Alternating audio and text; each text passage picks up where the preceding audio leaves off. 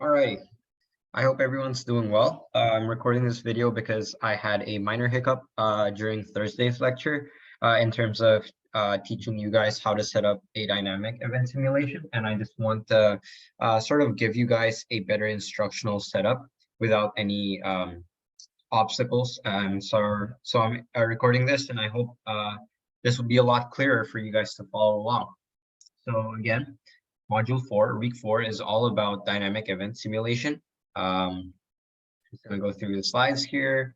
You guys can also see this from the lecture that I recorded on Thursday or through the PowerPoint itself that I've attached on Slack. So I'm not gonna go through these anymore because I have gone through them. Now what I am gonna do is I'm going to show you guys how to properly set up a dynamic event simulation, right? So here I have my report open, as you guys can see, and here it's still in the design workspace, right? So the next thing I want to do is switch it to the simulation workspace as so. Now, of course, this won't be what you're seeing. You're probably going to be greeted with an interface that looks more like this.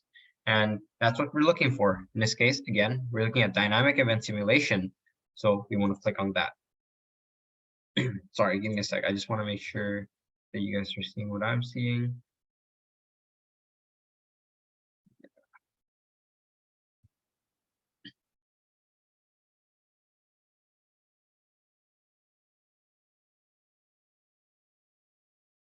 Okay, sorry about that. I just wanted to check that you guys are able to see my screen. So again, you're gonna open up this workspace first, right? And then, the usual, make sure your units are in millimeters, right? Once you have that, you want to make sure that switch from the design simulation workspace, as I've shown earlier. So you're gonna go here, and then you'll be greeted with this interface. Again, this time we want to go to dynamic event simulation, not static stress, not simplify, not structural buckling, not shape optimization, but dynamic event simulation. Now, one thing I did forget to mention is you can quickly edit your dynamic event simulation preferences before even creating the study. Now, how do you do that? You guys see here, there's an icon very similar to the settings button over here, the manage, right? We click on that. We actually go to our general settings here, and we can rename our study before even creating the study itself. We can define how long we want our event duration to be, as well as the number of result intervals. Now, for this specific study, I don't mind having 0.001 seconds and 25 result intervals. That's what I want you guys to have as a default. And I say so because doing so will help ensure that your results will look somewhat similar to what I have for my results. But if you're not doing the task and you're just exploring dynamic event simulation, I do highly suggest you guys to change these up to see what differences you guys can get. But without anything else, I'm just going to create this because I have everything I need. So I'm going to create the study over here. Now, of course, one of the most important things to do in every simulation, whether it be a static stress analysis, a buckling stress analysis, is of course to edit your materials. Now, in this case, I want our bullet to be copper, and we see that it is. So we're good there, right? This is copper. And then now the middle should be a glass pane, and we do see we have the glass material activated for that. So we're good there, right? Now the issue now comes with the aluminum block. And that's because I have it as porcelain. Now, why is that a problem, right? It's a problem because Fusion is telling us we can't use that, right? The values are out of limit. So of course, naturally, we'd like to change the material. Click on this. And I keep saying we want aluminum, and more specifically, we want aluminum 6061. Or just natural aluminum. One of the two is fine. But if you look over here, there's none. And that's because right now we're in the Fusion 360 non-linear material library. And I'd like you guys to change to all libraries instead, right? This allows us to give to use a lot more elements, a lot more materials. We have a greater variety. And here you can either pick 6061 or just aluminum. For this case, I'm just going to pick aluminum and I'm going to click OK there. Now, what's the next thing we should do, right? Of course, if you haven't already, rename your study. Since I'm just going to be doing one, I'm not going to rename it. But if you guys do plan on doing week 4's assignments, I do highly suggest that you guys rename your studies because you're going to end up doing about 5 or 6. But besides that, okay, now you have your materials. One thing I do want you guys to do is to define a rigid body, right? And now we know rigid bodies are bodies that don't tend to break. So in this case, what do we not want to break, right? Personally, for me, my goal in this task is to ensure that my bullet here doesn't break. I want to see how the glass pane is affected by my bullet with a specific velocity, but I don't want my bullet to break. So I'm going to make that a rigid body, and I suggest you do the same. And now, as we can see, Fusion is telling us that we have defined our bullet as a rigid body. So good, that's what we want. We're good there. What's the next thing to do? The next thing to do is, of course, to apply a structural constraint. Now, I talked a bit about the different structural constraints here. First, we want a fixed structural constraint like we have always done. And where do we want this fixed structural constraint? We want it on the bottom, right? That's where we're going to put it, right? We have it on the bottom. Make sure all 3 axes are fixed, right? Make sure your lock is actually locked here. Once you see that, you're good. Again, bottom face of the aluminum cube. Good there. Next thing you want to do is define your initial linear velocity. Now, this is important because this basically acts as the force that's pulling the wrench back in weeks 1 and 2. If we don't define any load, then really nothing's going to happen to our model, right? So there's 2 loads that I want to define, right? One first important load is something that we've been sort of denying within the past 3 weeks, and that's gravity. For this simulation, I want to turn it on for the heck of, for the fun of it. Why not, right? You can see gravity is acting in the negative z direction, right? And that's where we want our velocity to be as well. We want our velocity to be pointing in the negative z direction as it approaches the glass, as it hits the glass, then hits the aluminum block, right? So let's do that. Let's add a linear velocity here, right? And we are asked to create a to select the body. In this case, again, we want our bullet to be moving. We want our bullet to be speeding towards the glass and then to hit the aluminum block. So we're going to click on our bullet. Now, very similar interface to when we had to define our force. We're given a direction type, or we could use angle or vectors, right? Now, one thing that I want to tell you guys is I don't mind how you guys define this initial linear velocity. All I care about is for the force to be going down in the negative z direction, right? In with a here we go. Sorry, I just need to, where did I put that? Oh, we want a magnitude of 8.23 e to the power of 5 millimeters per second, right? So let's change our units. We got it there. And of course, again, in the negative z direction, not the positive z direction.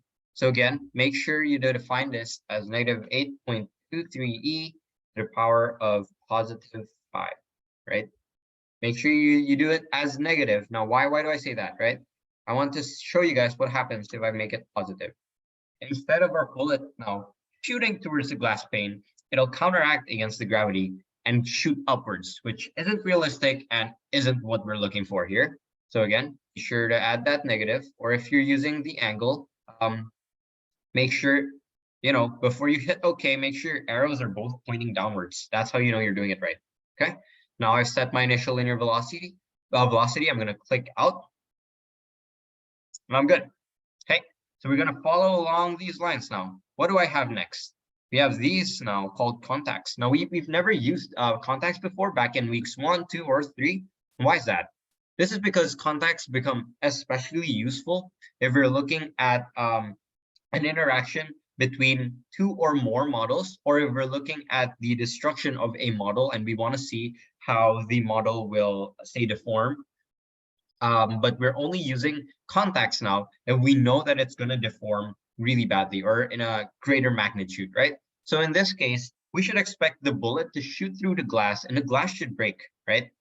Now, because we have two or more components, in this case, we know it's going to hit the aluminum block eventually, right? But because we have two or more components now that are going to counter others, that's going to interact with each other, we want to make sure we turn these contacts on. Now, how do we do that, right? We click on global contacts. Now, don't mind any of these. This is fine. Leave it as is. Now, if there's one thing you can edit, it's the advanced settings. Why is that, right? Now, here in the advanced settings, there's an option called allow self-contact.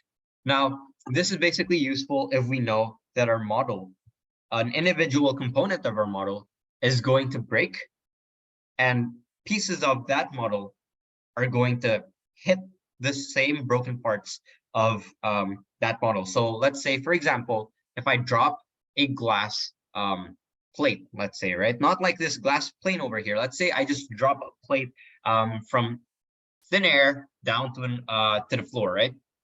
Now, we don't know how the plate will shatter, but we are concerned that, certain shattered pieces of the glass might hit other shattered pieces of that glass plate, right? And we want to accurately be able to tell what would happen if those two shattered parts interact with each other, right? Will they shatter to even smaller pieces, or will they cause the shattered pieces to sort of jump in a certain direction or whatever, right? In this case, we don't have something like that, right? We expect the bullet to fall down on the glass here, break the glass, and hit the aluminum block. Nothing in this simulation tells us that one component is going to be interacting with itself. So we can turn that off, and this generally helps reduce the time of the simulation, although it might not be by a lot, but it does tend to do so. So again, this is an optional step. Personally, I'll just turn it off and I'll generate, right? I'll generate this. Now, why is that important? And how can we tell if we have created contacts, right? I'm actually going to exit out here and show you guys how you guys can see you created your contacts, right? Now, the issue with Thursday's lectures is that I forgot to create contacts, and you can see what happened here, right? Now, in every single one, it just says no contact. And that's Fusion basically assuming that none of our components are going to hit each other, right? We want to see what will happen when our bullet is subjected to gravity and an initial linear velocity, but we're not saying that this glass pane and this aluminum block is part of the simulation, which again, it is what we're looking for. So in this case, this is not what we want. And take a look at what happens now when I define my contacts. I'm going to generate, and I'm going to click open my manage contacts again. Now, what's it going to say, right? Notice these no contacts here. Now, Fusion is going to assume that the bullet is never going to come in contact with the bullet. The floor is never going to come in contact with the floor, and the glass is never going to come in contact with the other glass, with the glass, right? It's not going to interact with itself. So that's what we want. We're cool with that. So we're going to hit OK there. We're cool. Now, one thing I did take a look at during week 4 lecture, or well, then during Thursday, was using this display here. More specifically, the degree of freedom display over here. Now, this is one of the issues where our pre-check's getting mad at us. One is the study material, and that's, it's fine. Personally, for me, I know these are the materials I want to look at, and Fusion's not giving me a red exclamation mark there. So I know I'm fine. Like, it's giving me a warning maybe, but I'm fine. I can run the simulation. And in this case, again, I want my cube to be an aluminum. I want my glass pane to be a tempered glass, and I want my bullet to be copper. So I'm going to ignore this specific warning. So I'm going to go to the next one, right? Now, this next one is telling me, hey, you have 2 fully unconstrained groups. So we can take a look here. We do have 2 free groups here, right? We have our bullets free, our glass plane's free, our glass pane is free. The only thing that's fixed is our aluminum block. Now, again, this is completely based off your judgment and your assumption. What do you want to expect from your study? What are you trying to simulate, right? In this case, I'm simply just trying to simulate a bullet shooting through a glass and bouncing off an aluminum block. So I don't mind having my glass pane as free as well as my bullet, right? So I'm gonna leave that as is. I'm fine with that. And the last one is basically telling us to generate contacts, but we have generated contacts over here. Sorry, wrong one. We have generate contacts over here, so it's fine, right? We can basically ignore that. Now, the last few things you want to do is, of course, generate your mesh. Now, in this case, let me go through here actually. In this case, I trust that you guys understand how mesh works, how different meshing settings work. I want you guys to keep it as default, which is at 7% model base size. Just click OK and go ahead and generate your mesh, right?